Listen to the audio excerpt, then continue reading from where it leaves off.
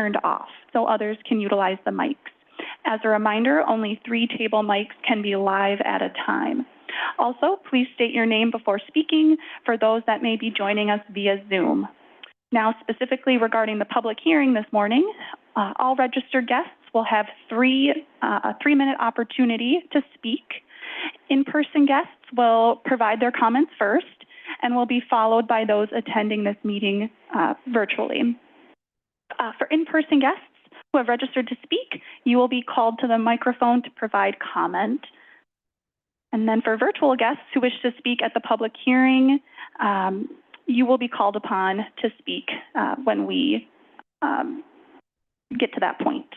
Please note that public comments will not be accepted in the chat. Thank you for following the meeting decorum rules, and welcome to today's meeting. Okay, thank you, Cassie. That takes us to appearances by the public. Does anybody here wish to speak that's not on the budget? I don't see anybody, so we'll move. Oh, I'm sorry, announcements. So I have a proclamation for Commissioner Wilson, which I'll read, and then Commissioner Wilson can say a few words. Or do you want to say it? So, I'm laughing because you said a few words. Yep. Okay. So, in appreciation to Commissioner Tom Wilson for his years of service as Madison Metropolitan Sewerage District Commissioner, whereas Tom Wilson has brought continuous leadership to the Commission of the Madison Metropolitan Sewerage District since his appointment began in 2015, and whereas his fellow commissioners, Commissioner Wilson set forth a vision for the district based on equity, reliability, and being good partners, and whereas his leadership helped shape district general policies relevant to many aspects of the district around strategic finance, resource recovery, and governance, and whereas Commissioner Wilson participated in many notable decisions, including executing an intergovernmental agreement for Hero Winds, a full-scale phosphorus adaptive management project, implementing major liquid stream plant improvements, establishing a new policy governance model for the district, and endorsement of the district strategic plan and employee handbook, among other things. And whereas he supported efforts to recover valuable resources from wastewater, increase revenues, and strengthen the local economy, and whereas he supported increased investments in critical infrastructure at the treatment plant and the collection system that will ensure wastewater is collected and treated in a manner that is consistently safe, reliable, efficient, and environmentally responsible. And whereas Tom is known and appreciated for offering his professional insight and asking perceptive questions to meet the tough issues head on, and whereas Tom regularly recognized and showed appreciation for the efforts of district staff, and whereas Tom colleagues will miss his jovial and friendly demeanor to all, and whereas another commissioner will need to take on the role of being ready to call motion to adjourn at the meeting's end. Now, therefore, be it resolved, the Madison Metropolitan Sewerage District hereby recognizes and thanks Commissioner Wilson for his professional and personal dedication to the Madison Metropolitan Sewerage District. Thank you for your service, Tom. I don't think I can add anything that was not in the proclamation, but it's been a pleasure working with you since 2015. So, yeah, Tom, thank you for that. Can you hear me okay? Because I'm trying to use a new device. I'm all the way up in Bayfield, so sorry about not making my last meeting in person. I truly enjoy working with all of you, and it's been a wonderful 10 years basically, but you will have a good replacement, Dan Pauls, that's coming after me, and it's time for probably the town of Dunn to have a shot at being on the commission. I would think Westport's had its shot for since the beginning of this new commission, and I'm certainly proud of the service and what we've all done together. It's been a wonderful thing. The thing that I feel most proud about is, and I don't know that I had anything to do with it, but this staff that we had, they are unbelievable. I don't know how many times I've leaned over, usually to Sarah, and said, where do we find these people? They are like the smartest people in the world. So we're lucky, and I know the commission will keep that up. And there's many things that I'm going to miss, but happy I could serve, happy the towns chose me to do that, and things will move right along without my jovial attitude and And without my motions to adjourn, because I think there's people that'll want to step up and do that right away. So thank you very much for that proclamation too. I really appreciate it. And I can stay on. I'm going to stay on for a while, but then I have an event I need to go to. So thank you. Yep, thank you. Okay. Any other announcements, Bill? Tom, could I chime in real quick on that? Yeah, go ahead. Commissioner Meyer here. I just wanted to say, Tom, you've been a leader in the region for a long time before you joined the commission, and you've been great on the commission. You've been great on Yahara wins. And this is one motion to adjourn that you're not going to get a second on because we don't want to see you go. Thanks for everything, though. Thank you, Ezra. I appreciate it. It has especially been fun working with you too. It really has been. I appreciate it. Thank you. Okay. Well, thank you again. And anyone else? Oh, Tom, one more thing. Thank you all for the applause, like that was necessary. One more thing. Janelle can stop sending me the staffer bills for review now. Yeah. Although I would love to continue to review them and see how all of the many things that they do for us and how well they do. I don't need to see that anymore. So thank you. You're supposed to start paying those now, Tom. That was the thing. No. But thank you. Okay, thank you, Tom. Okay, that will take us, we did appearances by the public. We have the consent calendar of the approval of the 9/12 meeting minutes, cash statement for operating, and we have Highland Reserve Phase 4, City of Fitchburg for sewer extension plans. Do we have any questions before we get a motion? Seeing no questions, do we have a motion to approve the consent calendar? This is Commissioner Freeze, so moved. Motion by Commissioner Freeze, second by Wilson. Okay, motion by Commissioner Freeze, second by Commissioner Bookland to approve the consent calendar. All those in favor say aye. Aye. Opposed? None. Motion carries. Okay. That will take us to topics. I'll call a public hearing to order. As Cassie mentioned, we have 4 speakers. We ask you to limit your time to 3 minutes. And before we get to I'll call on the people, but before we get to that, Ben Neraz got a short presentation. Good morning, commissioners, members of the public. This is Ben Neraz. I'm a policy advisor with the district. I'm here to just present a few slides leading us into the public hearing portion. What I have today, just a quick reminder on some of the process steps related to the budget, a quick refresher on the budget and the requested rate impact table. I'll talk a little bit about the emergency Nine Springs project. That's the sinkhole project and kind of what the implications are for the budget, along with a couple of other project updates. I'll finish up highlighting some of the key issues that were highlighted as part of the budget introduction presentation, then hand it over for the public hearing. So starting with process steps, where we've been since budget introduction. So the estimated service charges were sent out to communities following budget introduction. Again, those are sent out early as part of the draft budget process to give our communities additional information as they go into their own rate setting and budgeting processes. Final service charge estimates are sent out after budget approval then. Staff also presented the budget introduction information to Dane County Cities and Villages Association's Executive Council as well. Today, obviously, we're here for the public hearing deliberation. October 11th is a deadline to receive written comments that can be submitted to Amanda W. at madsewer.org. October 17th is an additional opportunity for commission deliberation and final direction on the budget to staff. And October 31st is that adoption date for the 2025 budget and rates. So just a quick refresher on some of the topics that I talked about as part of budget introduction. So I talked through some of the budget drivers that were driving district costs, namely aging infrastructure and population growth, and how the district, really went on a building boom, 40 to 50 years ago, and that infrastructure now, from a condition perspective, needs to be addressed. We're also obviously dealing with population growth, with Dane County having some of the highest growth rates in the state. We have additional maintenance and staffing needs, and loan interest rates are likely to be higher as the district pursues general obligation bonds in addition to Clean Water Fund loans, given some of the limitations in that loan program.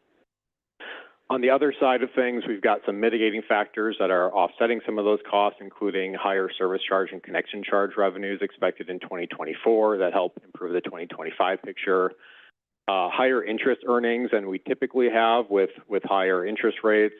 And then what we've talked about is the capital fund drawdown, right, where we've recalculated with our financial advisor's help kind of what our updated reserve amount can be, and we can draw down those funds, and that helps the budget picture as well. In terms of the budget as proposed, what the impact is on service charges on an average household, the impact is an additional $15.89 per year, so about $16 per year in district-only charges. That's equal to about $1.30 per month, which is 6% higher than the 2024 estimated household charge amount. From a total service charge revenue perspective, it's an additional $4.1 million in budgeted service charges in 2025 compared to 2024, which is 7.5% higher. So in the budget introduction discussion, there was a request made to provide information on how changes to our budget, changes to the budgeted service charge number kind of in turn impact, percent changes in service charges. And so you can see, the budget includes $59 million in total service charges, which again is that $4.1 million increase compared to 2024, which again, you saw these numbers a moment ago, is a 6% increase on an average household, about $16 or 7.5% in total service charge revenues. So if we look at a $100,000 reduction to that $59 million amount, you can see it's quite small, right? So these numbers are essentially reductions to the numbers that you see in the top table. So it's on a percentage basis on an average household, it's 0.16% lower or 45 cents lower. And then on a total revenue basis, it's 0.18% lower than that 7.5%. And then I have that here for 500,000 or $1 million reductions too. So jumping to $1 million, it's a little over 1.5%, less than that 6%, so roughly on the order of 4.5% in terms of household changes, or about $4.50 lower than the $16 you see there, and on a total service charge revenue basis at about 1.8%. So you can see, looking at those numbers, from a total service charge revenue basis, 1% would be a little more than that $500,000 amount, 2% a little more than that $1 million amount. So I'll pause there. Does this make sense to folks? Does this kind of answer the question and impacts? All right. So with that, I'll just talk briefly about kind of how we're addressing the emergency Nine Springs Valley Interceptor project and a couple of other project updates in the context of the budget.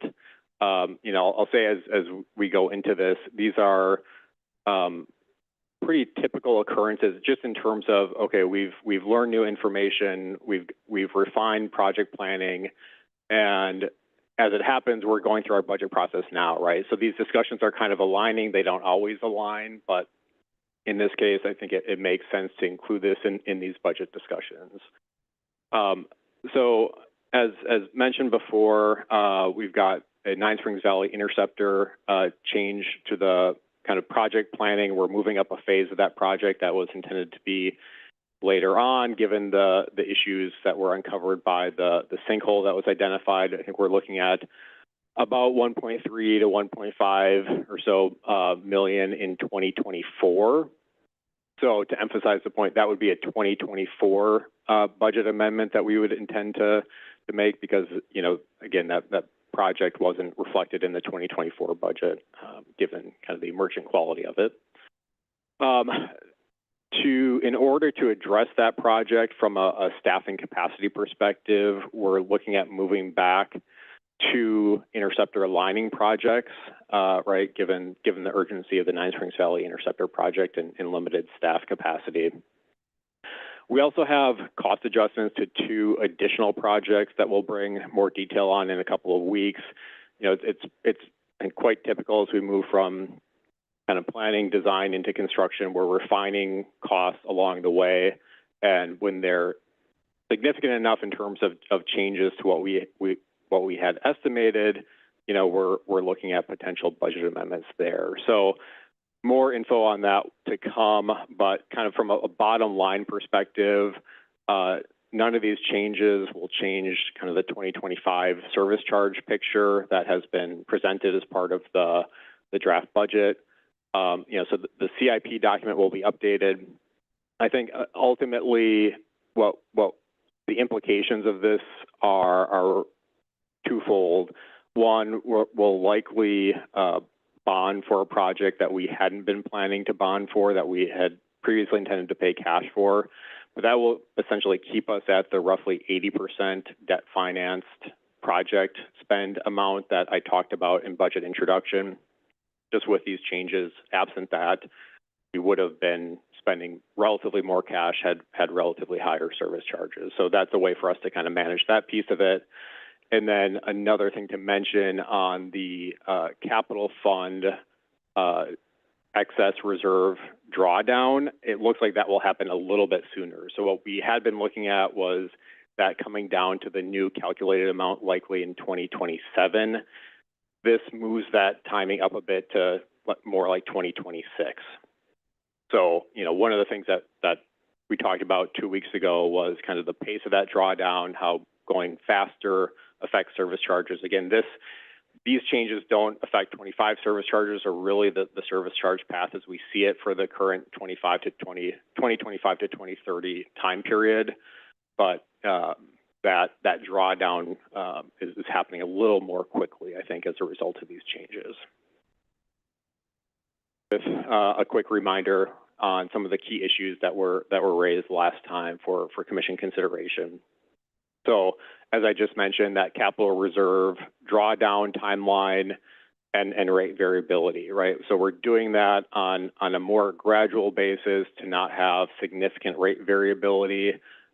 We could do it more quickly, meaning, you know, in this case, 2025, coming down to that newly calculated amount. But the implication of that would be additional and significant levels of rate variability over the next handful of years. So just a reminder on that issue. We talked about the district positions, especially the Director of Wastewater Operations and Reliability, right? Do we add that FTE now in advance of the new executive director coming on board, or do we wait on that until later? The budget as proposed includes that position. And then finally, and I again mentioned this a moment ago too, kind of what do we want in terms of a debt versus cash financing of projects, right? We're roughly now at that 80% figure in terms of all our project spending. How much of that is debt versus how much of that is cash? We could go, you know, lower, right? We could do more cash spending, but that has then direct service charge implications. So those were some of the issues, again, that we highlighted as part of budget introduction. Just wanted to bring those up again as we go into the public hearing. So that's what I've got. Any questions on anything? Commissioner Ashford? Yeah, thanks, Ben. Super helpful. Can you talk a little bit more about the budget amendment for 2024 for the project and what that means? Particularly, you talked about reserve drawdown, but also that graph that we keep talking about how much we spend versus how much we projected to spend. Yeah, so that's likely going to be a cash finance project, right? Given the emergent nature of it, it's not something that we would have been able to submit, an intent to apply under the Clean Water Fund Loan Program. So, the implication of that, that will increase 2024 spending. It will have marginal impacts on the capital fund drawdown, but that's reflected in what I mentioned in terms of looking at kind of getting to that level in 26 in terms of instead of 27. And then, we'll be relatively higher than we would have been in terms of actual spending compared to budget, kind of closing that gap further. Yep. Okay, anyone else? Oh, okay, thank you. Okay, then we'll go to the public hearing portion. We've got Matt Schenke from the Village of McFarland in-house. So 3 minutes. And then we have Matt from Cottage Grove will be second. He's virtual. Morning. Thank you for allowing us to be here today. My name is Matt Schenke. I'm Village Administrator for the Village of McFarland. I'm here on behalf of the Village and the Village Board as an owner community that helps to create and establish this organization. Plain and simple, they, like myself, are fed up with the leadership of this organization, not listening to the owner communities, and what we've been trying to convey are our concerns. That is the reason they submitted the letter that was authorized on Tuesday night as part of this budget process to try to, again, reiterate to this body now our concerns about the budget process and its effect. We've had focus groups that we've participated in. We've had owner meetings that we've participated in, and most recently the Executive Council presentation. Nothing has changed throughout any of this process from the information that's been shared. I mean, as an example, the 9% projection that's been provided for years at the Executive Council was shared. We're going to lower it to 7.5% by applying this fund balance as a means, and with a threat to future increased rates higher than was projected to make up for it. This is reckless. This is why we find school districts and municipalities going to referendum just to keep their doors open, just to keep the lights on to operate. This is untenable. This can't continue. It doesn't do anything to address the problem. That is why we continue to persist and have for years of the direction, the trajectory that we're going, and it just is not responsive. It's your turn now as a commission and a board with the budget you've received to review that information and challenge the staff to address the aggressive spending. There are no changes to any of the inputs that are provided in your planning that adjust the trajectory of where the rates are going to go.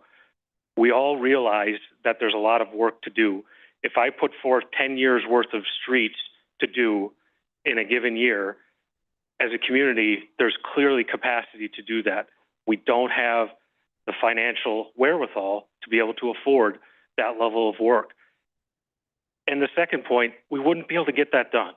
The capacity and the resources that we have as public entities to be able to do this work does not exist. And that is demonstrated by this organization through its data year after year, collecting money from these municipalities as owner communities to spend at your discretion outside of this process. That cannot continue. That has to be addressed in this process. I understand that the debt that's planned is not borrowed, but you're still collecting. 2024 was shown to us $4 million. That's not going to be used, rolled over into the future to be applied as fund balance, again, to fill holes. There's staffing being added. Again, municipalities can't just do that. They're going to referendum just to keep the staff that they have. They're going to referendum to expand their staff to be able to fill the service gaps that they need. We all have needs. But again, the engagement and the process to work with those communities that fund this organization is not there. And that's, again, the last point is the idea that we feel ignored and that this can't continue. That's the theme of the report from HDR. How did that get resolved? There's a theme about being an invisible protector of the underground or something to that effect. We don't need to be invisible. We didn't need to be anonymous through that process, and now there's no resolution to what came of those focus groups, because all of the things that I'm talking about were things I said in those meetings, and I was happy to put my name on it. And that's why I'm here, because these things, we need to be objective, we need to be respectful, and we need to understand the challenges that these are faced. And you know, this new thing I'm seeing with the effect of these costs on our rates is that in Wanakee, Cottage Grove, McFarland, you don't charge residents. We do. We have to take your bills, turn that into a bill to the homes. You don't do that. We're forward facing in that respect. So I don't know what that serves in this project. The recommendations, again, from the village board are included in the letter to try to get us back on track. And these are hard to stomach. The village has had to do this too. We just did this, cut our capital in half because of the same thing. People from our community telling us enough is enough. And as a result, we had to respond, and we did. And we made adjustments. No new projects. We have to stop until we can get a better handle on what the future trajectory of these is. That's causing the issues, obviously. If we weren't doing any work, there's no debt to borrow. That's not realistic either, but there has to be a better balance. No staff increases. We have to toe the line on the operational side to make this work. Our budget's presented to basically do that, to make up for the additional costs that we incurred through the bill that's coming for this entity next year. And then we'll raise rates as a result to make up for that, which is what our residents are clamoring for us to challenging us to fix. Obviously, we need to finish the recruitment for the executive director, whomever that might be. And in doing so, we need to have a new engaging voice to collectively find a different path to address these things. It's been stated time and time again in the focus groups, at the owner meeting, and within the executive council. We're not building our own plant. We're not going to inherit and take on these issues individually or unilaterally. That's not realistic. Our future is best served through partnership and collaboration and working together to find solutions. Again, we don't feel that that's felt on both sides of this. We're happy to continue to work on these things. It's what we do and how we show up every day. We have to do this work, and this body needs to take that into account as it thinks about the budget process for 2025. Thank you. Okay. That will take us to Matt. Hi, thank you. Good morning. Matt Giese, I'm the village administrator in Cottage Grove. I would like to voice support of both the feedback and requests outlined in the September 24th letter from the Village of McFarland to MMSD leadership. Simply put, member communities cannot continue to be hit with routine double-digit level increases. Some examples of what the Village of Cottage Grove has experienced from an increase perspective: we've seen 13.6%, 14.2, 16.5, 17.2, and our projections for 25 looks to be 13.5%. It's just not sustainable, guys. The steep increases from MMSD have caused us to cut costs in other areas of our utility because we know that we can't simply pass it along because our ratepayers do not find it acceptable.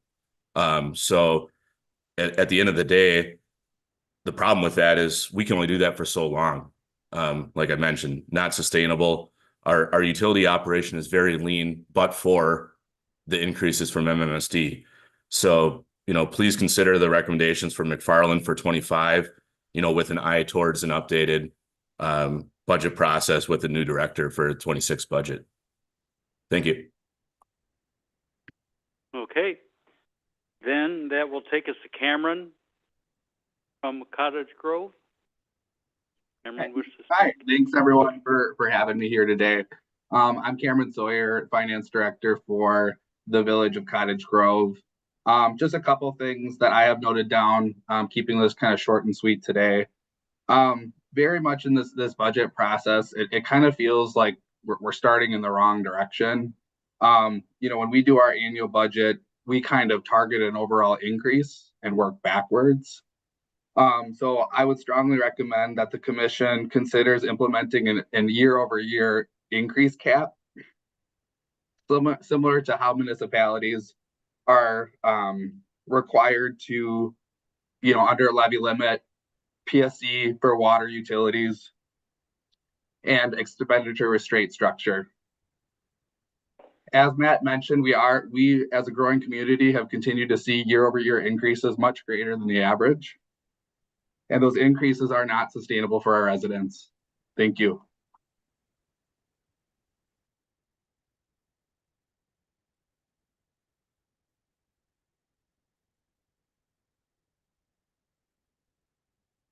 Okay, thank you. That will take us to Bob Whipperfirth, Windsor.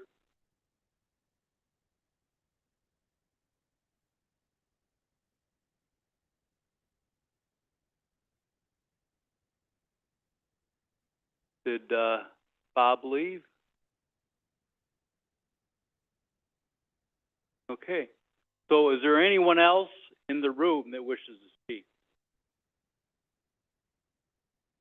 Nope. Okay, is there anybody else online that wishes to speak? Raise your hand.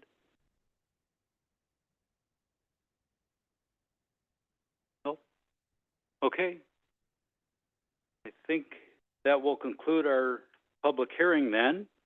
I'll close the public hearing. Thank you all for speaking. So as was indicated at the presentation by Ben Neerad, October 11th, the Commission will now take further consideration and comments. We'll discuss your requests and give direction to the district staff relative to the final preparation of numbers for the budget. That'll be October 17th, and then October 31st we'll take our final action. Okay, anybody have anything they wish to say before we depart this item? None? Okay, well, thank you all. So October 17th, and just a heads up that any written comments are additional are due by October 11th. Okay. Excuse me. That will take us to item 4B, take action and recommendation on the Executive Director Search Subcommittee. As you know, since we met at 8 a.m. today, we did not meet as a subcommittee. I did, however, have a conversation yesterday with Stafford Rosenbaum, Vanessa Paul, and the labor attorney, Pamela Plur, regarding the contract. So Pamela is going to be getting some additional information from Mike Lipsky and BJ due to ways that the contract could be phased or constructed different manners, and then she'll be constructing a draft contract, and will be back in contact with me, Vanessa, and Paul, either by email or in by another Zoom meeting, depending on how things are starting to shape out. So just let you know that. And so October 17th, the subcommittee will meet again, and we'll be hearing from Ref Tellis on the candidate pool to date. And then just to make you all aware, I think Cassie has updated the meeting schedule to include all of the subcommittee meetings and everything, because you're all welcome to the subcommittee meetings. And then particularly, as I mentioned, when we get to the interview process, if you're going to be there for one interview, you're going to be there for all. So, you know, you're not going to flip into one, leave, and then flip into another. So just to make sure you have the schedule. I know the meeting date time has not been set yet for our interviews. On the 7th of November, we'll be going through and deciding on probably 6 individuals or thereabout for interview for the first round, and that's probably a 2 to 3 hour time frame. I think it was at 8:30.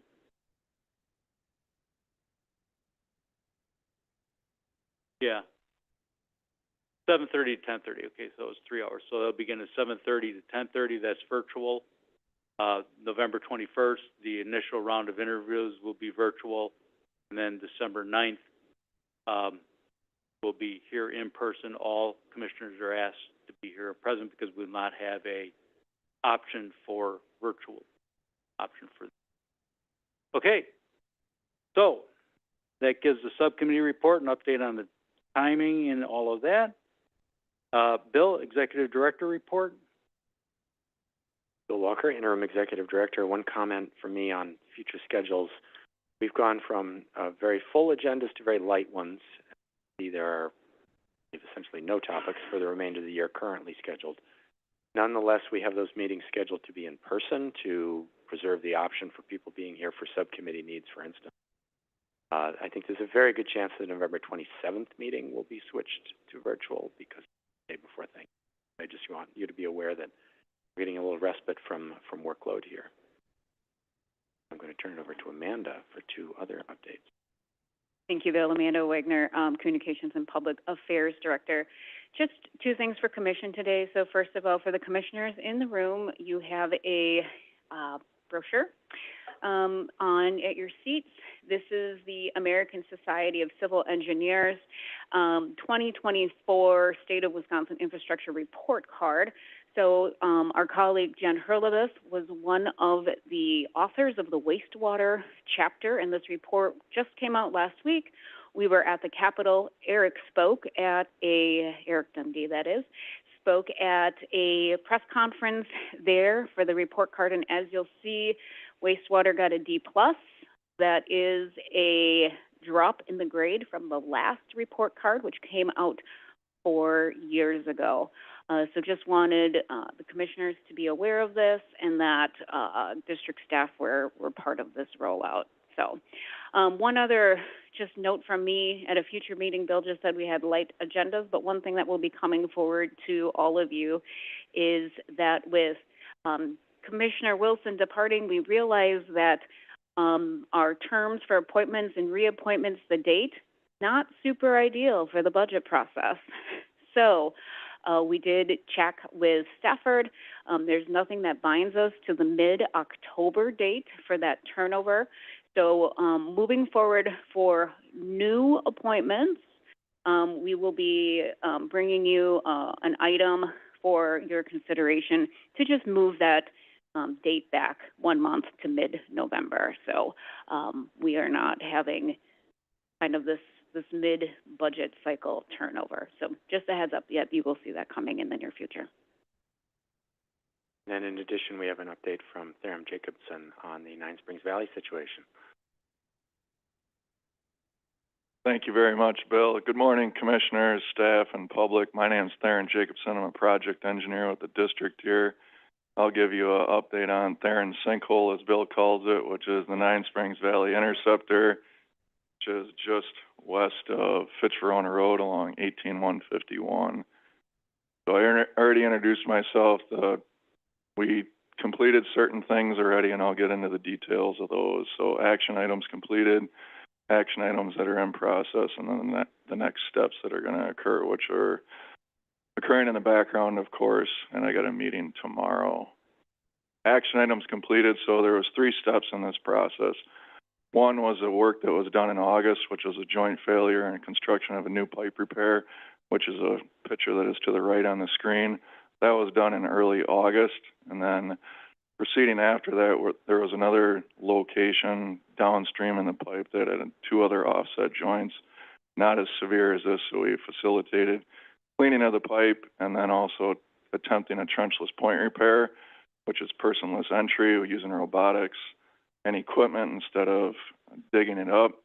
Unfortunately, one of the 2 joints was done successfully, but we found another pipe deficiency as we were doing that work. Basically, there's a failure in the wall at the bottom of the pipe, unfortunately requiring us to basically dig that up now, just like what we did in August. So how do I go back, Amanda? Okay, thank you. So this information came out as early as late Monday afternoon. I went out on site with Jen Hurlebus, our collection systems engineer, and then I also provided the EO and other staff an update on Tuesday morning. So this is all very fresh information. And it's unfortunate, but unfortunately this is the aging infrastructure that we have, and this is the pipe that keeps on giving in a bad way, unfortunately.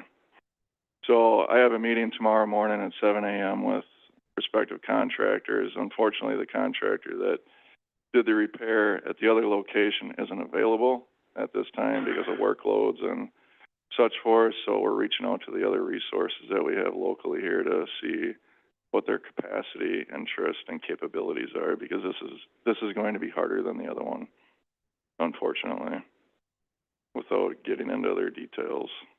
But like next steps, we're going to facilitate an open cut repair on the location that I stated. There will be a future change order coming regarding the August work, and then another change order regarding the trenchless point repair. I'm calling that the September work. And then we have future costs associated with the work that we're coordinating right now. So basically what we have set up out there now for a bypass system is going to stay until we get this done, just as a risk management, and also to be on site and available when we need to facilitate the work. I will take any questions if there are any. Greg, and then Beth. Okay, Theron, this is Greg. So I have questions. Thanks, Bill. My first question is just with regard to so I assume what you're saying is the bottom of the pipe has actually physically failed. It is gone, unlineable? Yes. And now this area is bypassed currently, correct? The flow is reintroduced into the pipe currently, so the bypass system is available. It's on auto if something bad happens, so it will start automatically if need be. So my question is, did we TV this beforehand? How did we not realize the bottom of the pipe was gone before? Yep. Yeah. I can explain that. So this was TV'd a few years ago, and the crawler. So basically, think of a remote control car for people that aren't familiar with this, with a camera on top of it, but obviously industrial grade, bigger wheels, bigger equipment. When obstacles or debris are within the pipe, crawler cannot advance. So with this offset joint, the crawler went in downstream, upstream to downstream as you follow flow. The camera stopped at that first offset joint, because there's two offset joints on each end of the pipe. It stopped there because it couldn't advance. And then so they backed up and then went in the opposite end that they were trying to proceed to, and cameraed it the reverse way. And then noticed the other offset joint too. So there was a 16-foot gap between camera of what was TV'd at that time, and unfortunately the bottom of the pipe, there's a void there. We can't see it because of the amount of infiltration that's occurring in the pipe, but when we were able to get that short liner in on Monday, we were able to camera over the offset joint, and then the camera took a nosedive and went dark, which means the camera was underwater. So that's how we didn't see that when it was previously cameraed, unfortunately. Just a follow-up then. So, okay, that makes sense to me. So was that by any, just out of curiosity, was that stuff that City of Madison was doing for you, or that was a contractor? That was a contractor. Okay. Yep. This is a 36 or a 42? 48. 48, okay. So entry is possible, right? So, yes. My question, if this is so is an entry possible here? And so if you could, I'm going to say this old school, right? If you could wheelbarrow in enough concrete to reestablish a baseline, you could then short line on top of it. And I realize for everyone else, I'm sorry, this is getting engineering esoteric, but yep. But I'm just wondering about, because it is big enough that you could actually do a crude entry, a person entry, right? Especially since you got the bypass set up. You are correct. So when we were looking at options for doing the trenchless point repair earlier, we talked with Menger Contractor is a prime on the force main job because they're kind of helping using their resources with this. I did reach out to a contractor out of the Chicago area looking at using a geocrete application, which is similar to like shotcrete in the road world for slope stabilization. The challenge is the amount of I&I that we have in this line. You need it to get dry. Even though we have this under bypass, there's still 8 to 12 inches of water that's as a base flow in this pipe. So not only with the pipe deficiency being at the bottom of the pipe, we have an I&I issue that's right. It deems that work kind of unfeasible or to be potentially very unsuccessful. Welcome. Beth? Yeah, from non-engineering kind of questions now. Thank you. How much is this going to cost? And then kind of an ancillary to that is how long will these fixes last? Are they something that will last for a long time, or are they just kind of a Band-Aid on a problem, and do we have to, do more work in the future to keep this going? Because my concern is listening to all of this from a non-engineer now again, but thinking about aging infrastructure and thinking about things like this happening. Are we just spending a lot of money to put Band-Aids on things to keep things going? I'm just trying to figure all of this out. So if you could help me with that, I'd appreciate it. Of course. So Ben, in his presentation earlier today, he referenced that 1.3 to 1.5. That's the estimated cost for these repairs. So the August work and the September work, and then the future work that has to occur. The August work and the September work, I'm coordinating with the contractor to do some negotiations with them to get those costs fine-tuned. Those are based on estimates that I did, based on me tracking what was out there and the known costs during that work, because a lot of this is just labor and equipment. There's not a lot of materials involved in this, so it's a little bit easier to estimate. But the next one is there's more risk associated with it. There's more work. It's a harder access point, so there's going to be more costs associated with that. That's kind of the cost part of your question. The long term, is this a Band-Aid? Yes, we're basically trying to mitigate risks right now from a more catastrophic failure that could occur.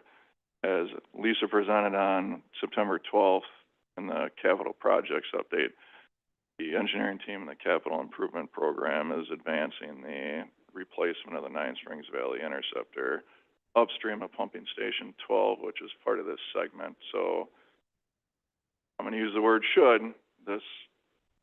These repairs should reduce any risks along this pipeline. Granted, when we fix one thing, there is the chance for this thing to run on us. And what I mean by that is another problem presents itself. So there is that risk. So I still am evaluating other options in the background, but those are more time-consuming, delayed, and costly, but can also reduce the risk in a short term.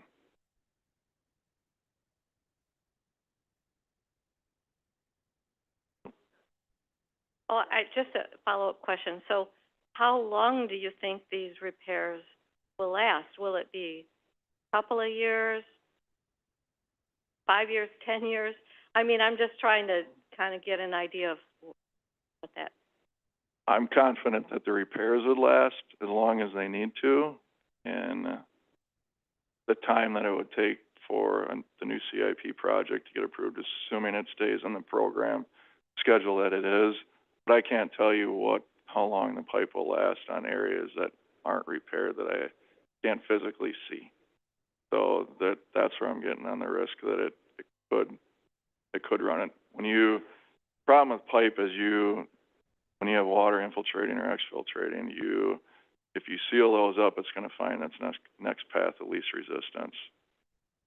So I physically seen within the pipe on camera, there are other joints that are cracked. So those are on that first stage of potential cracking and then joint failures. But remember, this isn't the only pipe we have in the system either. This is every pipe we have is important, but this one carries a lot of flow. And that's the only feed right to pumping station 12. Sarah? Yeah, I'm going to go even like one step higher than Commissioner Bookland's questions. And so maybe it's a question for you, Theron. Maybe it's a question for you, Eric. Maybe it's just a statement that I want to make sure I'm interpreting correctly. But to me, it's almost, I hate to say this, but it's kind of helpful to see this project in tandem with our current budget conversations, Theron, because you're pointing out exactly what happens when we don't maintain capital infrastructure and a capital program over time. And so to Commissioner Bookland's point about how long these repairs will last, I just want to make sure that I'm interpreting correctly. You're saying, look, this pipe was already in our capital plan because we knew it needed work, but we hadn't gotten to it yet in our capital program. And in the meantime, we experience failures because these pipes are going to fail at some point if we don't have an ongoing capital program to address them. So that, again, just making a statement, that is my fear when I understand completely the rate pressures and concerns of our owner communities. And when these things happen, we put Band-Aids on because we don't do the bigger projects. So that's my fear about pausing capital spending, is that these things don't stop failing in the meantime, and we don't have any other option except to fix them through Band-Aid solutions instead of a comprehensive capital plan solution over time. And that's, to me, the big policy rate conundrum challenge that we're all under right now, is being exemplified by their sinkhole that keeps getting and giving. Am I making a fair statement? Yes, I believe you are. I mean, to full disclosure, this project was and what I mean by project, the Nine Springs Valley Improvements Project, which is more downstream of pumping station 12, but also included this segment upstream here. It was in the program. It was just outside of the 2030, I believe it was, Todd. But now we've moved that up. So we had meetings that I loosely referenced beforehand. But yes, you're spot on with the concerns. And even in my previous capacity, in my role prior to working at the district, I saw these things in the infrastructure there, and we either replaced them, repaired them. It's going to be a common trend, unfortunately. Okay. Greg? Sorry, one more. So, Theron, you said we moved this up in response to this, right? We moved it up in the rotation. Is the move up into the rotation, is it a remove and replace, or are we going to try and line this whole thing, or don't we know the answer to that yet? With the risk and location of the current pipe, it's going to be a remove and replace. Okay, that was part of my question, but I have another question. So we know this pipe, I think, was 1968, if I remember what I saw on the drawing. So what I'm wanting to know, we have a lot of other concrete pipe. That was, because we know that a majority of our infrastructure from that one chart that for a few meetings ago was put in the 1960s and 1970s. So that's that critical age era right now, what they talked about in this report, aging infrastructure, right? That we're now being asked to pause. My question is, we talked about the TVs kind of skipping over. Do we have other situations that could come back to bite us from other lines that we've televised where there was kind of a skip in the line and all of a sudden that bad skip poses a problem? And then how do we handle that? And the second question is, you talked about I&I. So hopefully there's some way to now do new pipes to try to avoid the I&I, better grouting, lining, whatever. But is the I&I that we're seeing, because this is a low area, most our pipes tend to go in low areas, right? Because we're trying to avoid use of lift stations. Is the I&I and the soil structure there likely a contributing factor to the degradation of the pipe? All right, Eric Dundee, District Principal Engineer. I'll handle the first question and then let Theron talk about the second question in this spot. So your question was about what are we not seeing? I'm going to paraphrase that. And I'm going to go back to a few months ago when I mentioned, and we've talked about this multiple times, we have sewers that we can't even access, which means we can't even see them. And we're talking about miles of pipe. This case was, you know, a short 16-foot section. Yeah, and all the force mains. So to put this in context, yes, this 16 feet is the third problem in this line that we're trying to fix, and we don't know what else is out there. You know, we have attempted and we continue to do an annual TV and clean inspection program. We also continue to get contractors that do not complete that work because they cannot access the locations we are asking for them to TV and clean. And that is one of our challenges we are trying to figure out and trying to understand if we need to work with contractors, provide allowances for them getting new equipment or, you know, working with the city of Madison on things. I mean, we all have pipes that we can't TV. So that's a bigger question that we need to work on.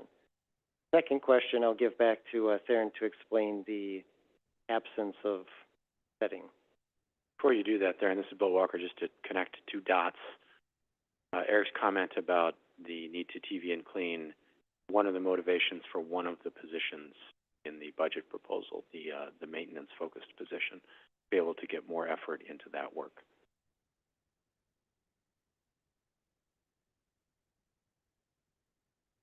Thank you. President Hubble, to answer your question about what are the contributing factors, you know, to this pipe, there's many, and you look at the amount of concrete pipe that we have in the system, and just any pipe within the system. The geology in the area, it's changing whether you're in Verona, Fitchburg, Cottage Grove, Winona, the Madison area. We're surrounded by lakes, water, bedrock.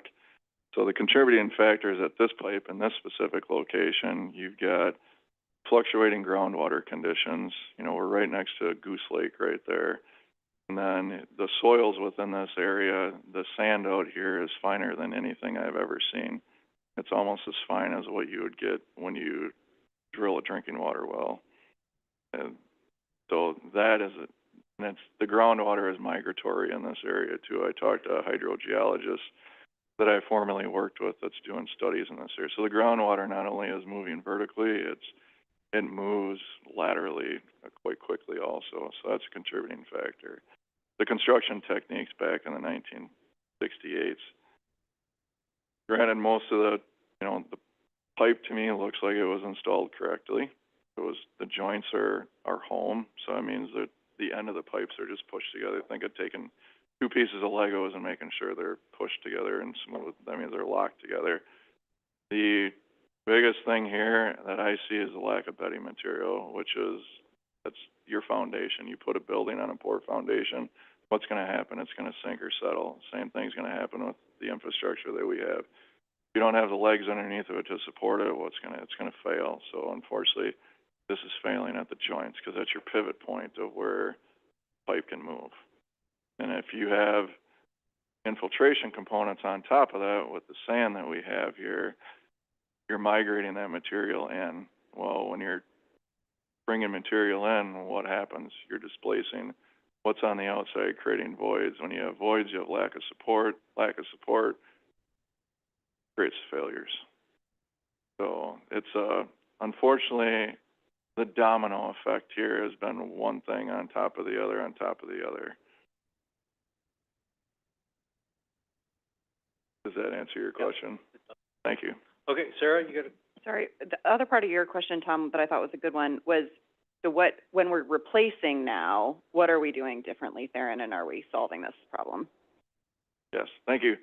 Yeah, the construction techniques, materials that we use, we're putting 12 inches of bedding stone under each pipe. And the project that I just did over the winter that's adjacent to here, the soils changed rapidly, and we adapted to that out in the field. I think there was 5 different combinations of bedding, stone, whether we're wrapping it also, that we used out here. So that's the other advantage of having eyes on the ground and knowing what they're doing and seeing and being able to adapt. And not only that, working, having a good contractor that's working out there. The joints on the pipes are a lot better that we use these days. So our new systems should be sealed, and they are, you know, as long as everything's put in together right. That's why we camera right after it was installed too. That's why we test after everything's installed. It's camera and pressure testing, depending on the size of the pipe, of course.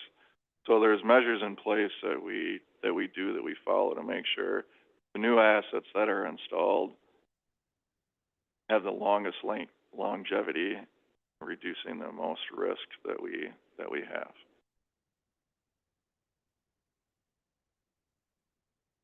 I don't know if it's possible. I know I look at that map in the corner to put on what are, you know, I can see the Nice Springs Valley Interceptor in there. But is there a way to do like a sewer shed boundary on that? Know what areas, you know, and we have a number of, basically the whole west side of Madison and Verona and everything flows through the Nice Springs Valley Interceptor. Oh, yeah. And so it's, the Nice Springs Valley Interceptor is probably one of our most important pipes. And we've, because of the growth on the west side, Epic and everything else, we're having to expand and add more territory and area that come into flow that will come into the Nice Springs Valley Interceptor.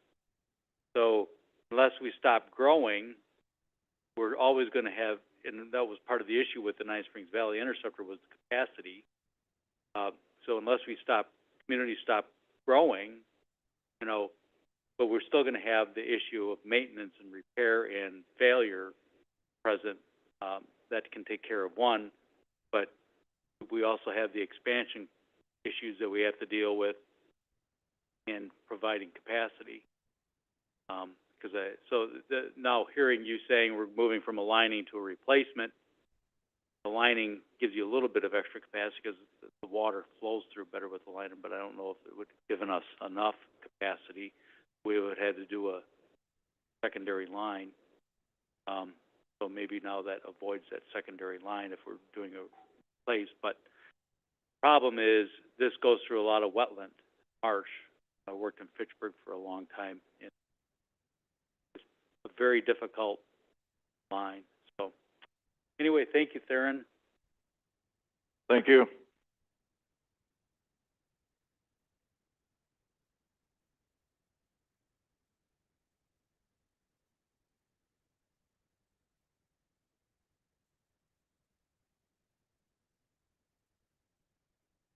Good morning, Commissioners. Matt Seib, Assistant Operations Manager, and I'm here with good news.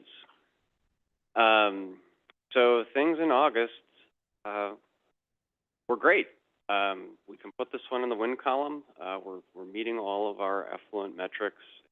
There's really not a lot to report in terms of how the plant has been performing. It's kind of the status quo. There we go. So we're status quo. Things are looking right where we would like to see them. There's really nothing to make note of on this slide, but kind of reflecting back on some of the things that we've been talking about today and something that Commissioner Wilson mentioned, what you don't see on this slide is all the work that went into making that happen. So one of the things to point out is August is typically when we do diffuser stone cleaning, so that means taking down significant portions of the facility to perform maintenance. So we're making the plant work a lot harder to still maintain that performance. And so that's really a testament to our operations and maintenance staff being able to facilitate these routine maintenance activities and still maintain good performance. You'll notice the fecal number is kind of on the high end of our typical range. We're still well below where we need to be, and that's just kind of an indication of our say, new UV system starting to kind of age in, and we're starting to see some maintenance requirements there. So nothing to worry about, but we're starting to see some more needs in that area now that equipment is breaking in. With that, any questions? Thank you very much. Okay, let's see here. Regulatory and legal, Paul? Thank you. This is the meeting we talk about legal services for the past month, and the last 2 months we have had a lot going on. You would think that the summertime would have been a slow period, but that is not the case. And while our retainer is based on about 35 hours a month, the last 2 months have been over 70. And so a lot of that has been a variety of contract issues, cybersecurity, contract and cloud storage, work on a professional services agreement, and some of the issues associated with that, Madison Public Market lease, South Madison Farmers Market agreement. We're also working on some long-term things, some general terms and conditions with respect to construction contract forms.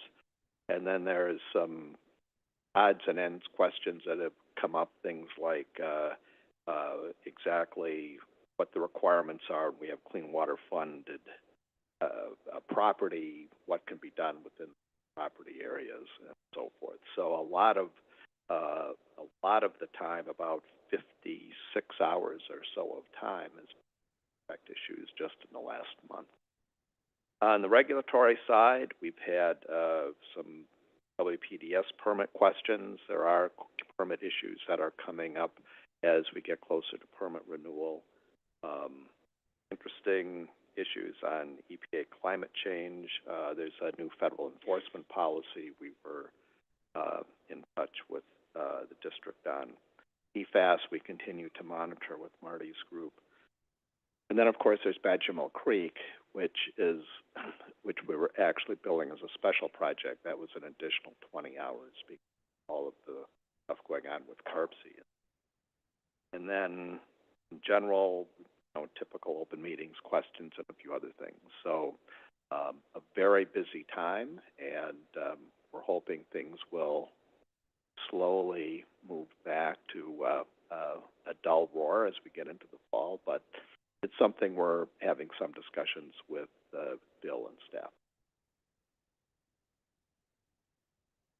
Any questions? Anybody have any questions? Oh, okay, thanks, Paul. Okay, we will not need the closed session on Badger Mill Creek. We've not heard anything additional, if it's the decision of the DNR has been appealed by anybody. We will have it on the agenda for October 17th because they have until October 9th or 8th or something, the 9th, for an appeal to be issued. So we will have that on our October 17th and see if there's any appeal that we then have to be party to. Okay? So, any future agenda topics? Any other business? And who's going to be the new adjourner? Motion to adjourn. Motion by Commissioner Clark. Commissioner Clark. Second. Second by Commissioner Freese to adjourn. All those in favor say aye. Aye. Aye. Opposed? None. Motion carries. Thank you, everybody. Thanks all. See you soon.